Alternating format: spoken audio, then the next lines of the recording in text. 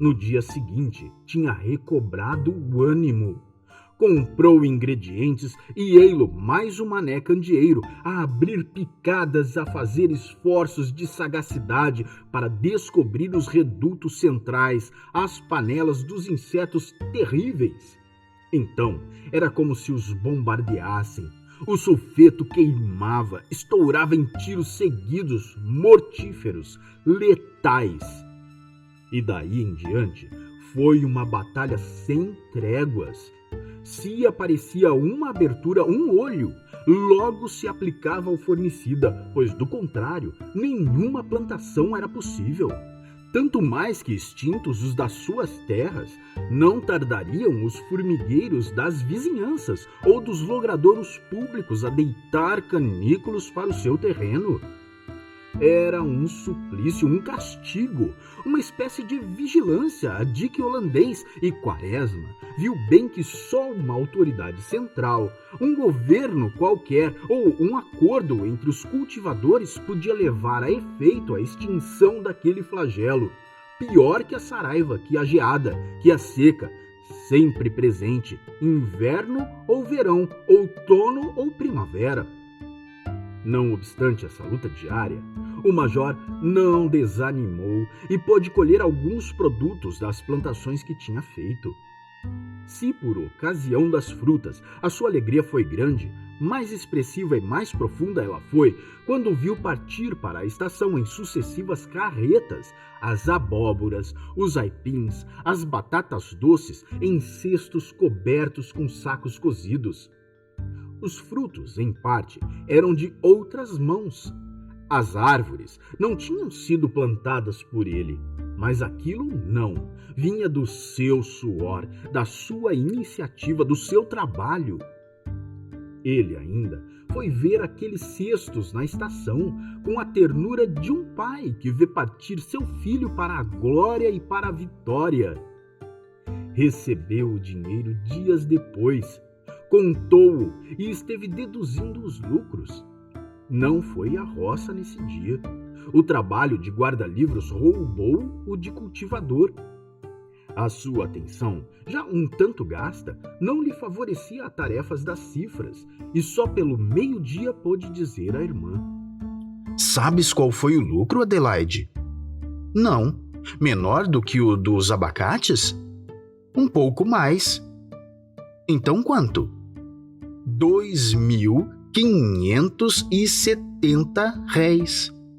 Respondeu Quaresma, destacando sílaba por sílaba. O quê? Foi isso. Só de frete, paguei 142.500. Dona Adelaide esteve algum tempo com os olhos baixos, seguindo a costura que fazia. Depois, levantando o olhar: Homem, Policarpo, o melhor é deixares isso. Tens gasto muito dinheiro só com as formigas. Ora, Adelaide, pensas que quero fazer fortuna?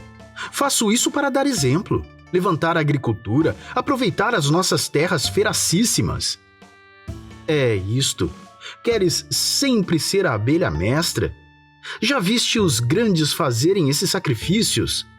Vê lá se fazem. Histórias. Metem-se no café que tem todas as proteções. Mas faço eu. A irmã prestou mais atenção à costura. Policarpo levantou-se. Foi até a janela que dava para o galinheiro. Fazia um dia fosco e irritante. Ele consertou o pincenez, esteve olhando e de lá falou: Adelaide, aquilo não é uma galinha morta? A velha senhora ergueu-se com a costura, foi até a janela e verificou com a vista. É já a segunda que morre hoje. Após esta leve conversa, Quaresma voltou à sua sala de estudos. Meditava grandes reformas agrícolas.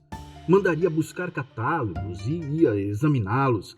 Tinha já em mente uma charrua dupla, um capinador mecânico, um semeador, um destocador, grades, tudo americano, de aço, dando o rendimento efetivo de 20 homens.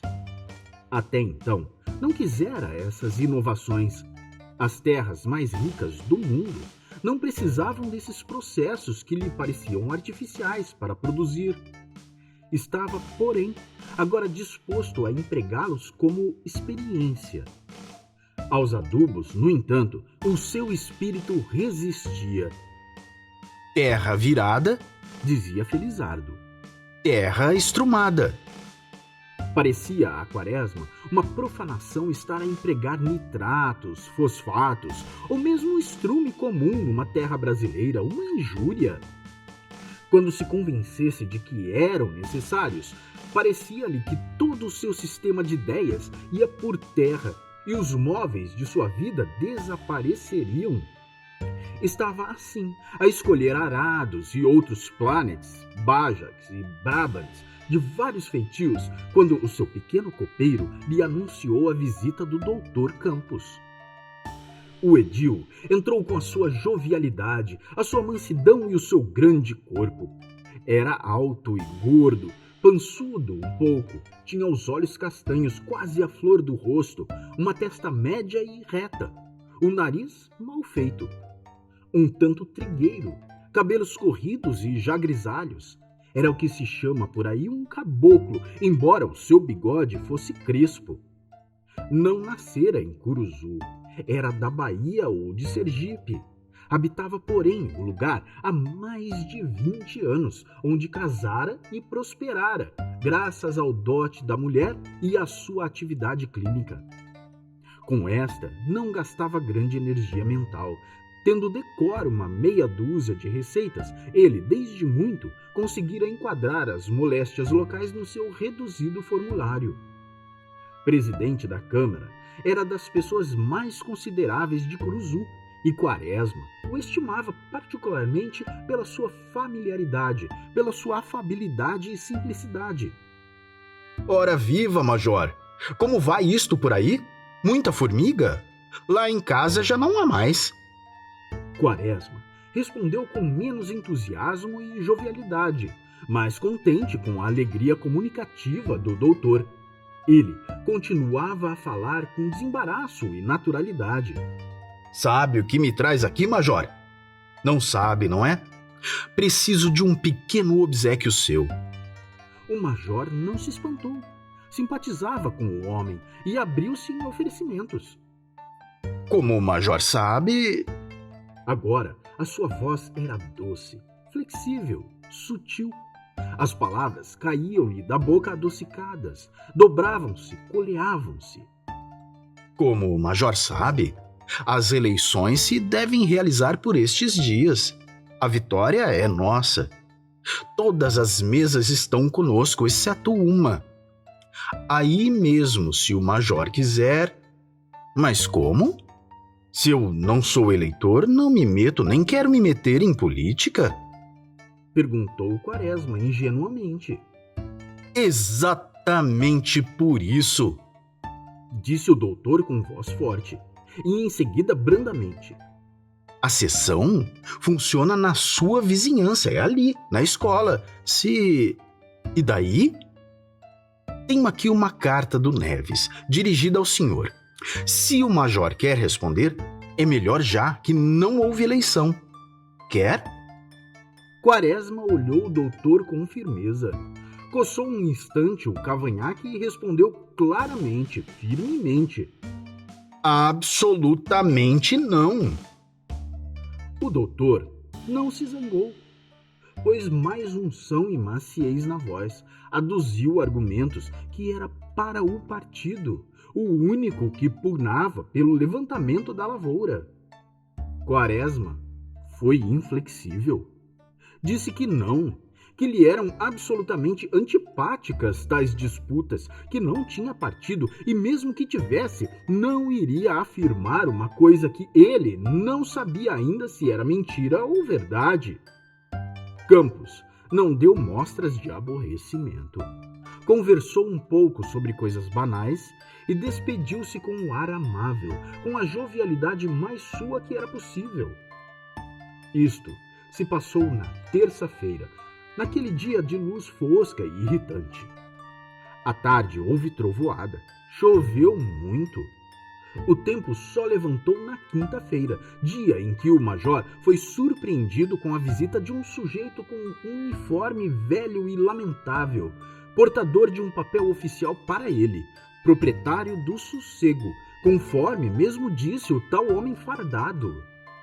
Em virtude das posturas e leis municipais, rezava o papel: o senhor Policarpo Quaresma, proprietário do sítio Sossego, era intimado, sob as penas das mesmas posturas e leis, a roçar e capinar as testadas do referido sítio que confrontam com as vias públicas.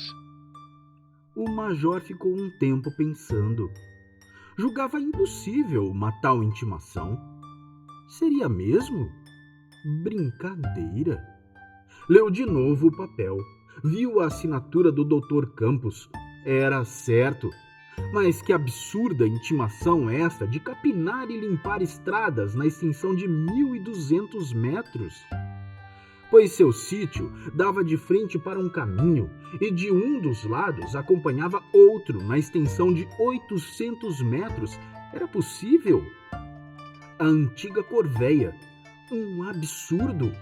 Antes, confiscassem-lhe o sítio. Consultando a irmã, ela lhe assentou que falasse ao Dr. Campos. Contou-lhe então Quaresma a conversa que tivera com ele dias antes. Mas és tolo, Policarpo. Foi ele mesmo. A luz se lhes fez no pensamento. Aquela rede de leis, de posturas, de códigos e de preceitos, nas mãos desses regulotes de tais caciques, se transformava em potro, em polé, em instrumento de suplícios para torturar os inimigos, oprimir as populações, crestar-lhes a iniciativa e a independência, abatendo-as e desmoralizando-as. Pelos seus olhos passaram num instante aquelas faces amareladas e chupadas que se encostavam nos portais das vendas preguiçosamente. Viu também aquelas crianças maltrapilhas e sujas, d'olhos baixos, a esmolar disfarçadamente pelas estradas. Viu aquelas terras abandonadas, improdutivas, entregues a ervas e insetos daninhos. Viu ainda o desespero de Felizardo, homem bom, ativo e trabalhador, sem ânimo de plantar um grão de milho em casa, e bebendo todo o dinheiro que lhe passava pelas mãos. Este quadro passou-lhe pelos olhos com a rapidez e o brilho sinistro do relâmpago, e só se apagou de todo quando teve que ler a carta que a sua afilhada lhe mandara. Vinha viva e alegre, contava pequenas histórias de sua vida, a viagem próxima do papai à Europa, o desespero do marido no dia em que saiu sem anel, pedia notícias do padrinho, de Dona Adelaide, e sem desrespeito recomendava à irmã de Quaresma que tivesse muito cuidado com o manto de arminho da duquesa. A duquesa era uma grande pata branca, de penas alvas e macias a olhar, que pela lentidão e majestade do andar, com o pescoço alto e o passo firme, merecera de Olga esse apelido nobre. O animal tinha morrido havia dias, e que morte! Uma peste que lhe levava 2 dúzias de patos, levara a duquesa também. Era uma espécie de paralisia que tomava as pernas, depois o resto do corpo. 3 dias levou a agonizar. Deitara sobre o peito com o bico colado ao chão, atacada pelas formigas. O animal só dava sinal de vida por uma lenta oscilação do pescoço em torno do bico, espantando as moscas que a importunavam na sua última hora. Era de ver como aquela vida tão estranha à nossa, naquele instante, penetrava em nós e sentíamos-lhe o sofrimento, a agonia e a dor. O galinheiro ficou como uma aldeia devastada. A peste atacou galinhas, perus, patos, ora sobre uma forma, ora sobre outra. Foi ceifando, matando, até reduzir a sua população a menos de metade. E não havia quem soubesse curar. Numa terra cujo governo tinha tantas escolas que produziam tantos sábios, não havia um só homem que pudesse reduzir com as suas drogas ou receitas aquele considerável prejuízo. Esses contratempos, essas contrariedades, abateram muito o cultivador entusiástico dos primeiros meses.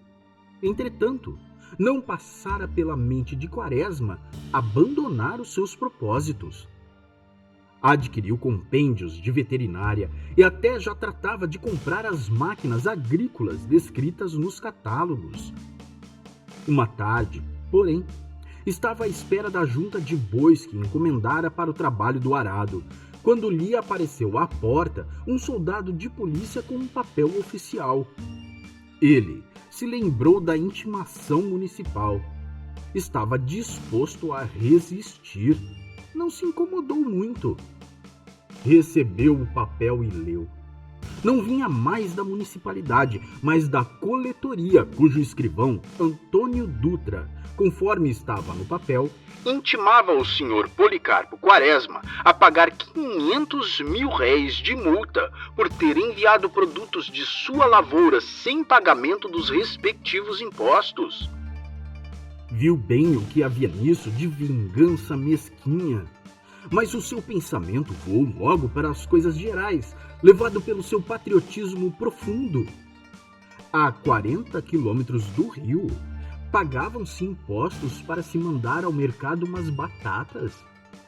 Depois de Turgot da Revolução, ainda havia alfândegas interiores? Como era possível fazer prosperar a agricultura com tantas barreiras e impostos? Se ao monopólio dos atravessadores do rio se juntavam as exações do Estado, como era possível tirar da terra a remuneração consoladora? E o quadro que já lhe passara pelos olhos quando recebeu a intimação da municipalidade, voltou-lhe de novo, mais tétrico, mais sombrio, mais lúgubre. E anteviu a época em que aquela gente teria de comer sapo, cobras, animais mortos, como em França os camponeses em tempos de grandes reis. Quaresma veio a recordar-se do seu tupi, do seu folclore, das modinhas, das suas tentativas agrícolas. Tudo isso lhe pareceu insignificante, pueril, infantil. Era preciso trabalhos maiores, mais profundos. Tornava-se necessário refazer a administração. Imaginava um governo forte, respeitado, inteligente, removendo todos esses óbices, esses entraves. Sully e Henrique IV, espalhando sábias leis agrárias, levantando o cultivador. Então sim, o celeiro surgiria e a pátria seria feliz. Felizardo entregou-lhe o jornal que toda manhã mandava comprar à estação e lhe disse: seu patrão, amanhã não venho trabalhar. Por certo, é dia feriado, é independência. Não é por isso. Por que então? Há barulho na corte, dizem que vão a recrutar. Vou pro mato, nada. Que barulho? Tá nas folhas, sim senhor. Abriu o jornal e logo deu com a notícia de que os navios da esquadra se haviam insurgido e intimado ao presidente a sair do poder. Lembrou-se das suas reflexões de instantes atrás. Um novo governo forte, até a tirania, medidas agrárias, Sully e Henrique IV. Os seus olhos brilhavam de esperança. Despediu o empregado, foi ao interior da casa, nada disse à irmã, tomou o chapéu e dirigiu-se à estação. Chegou ao telégrafo e escreveu: Marechal Floriano, Rio. Peço energia. Sigo já. Quaresma.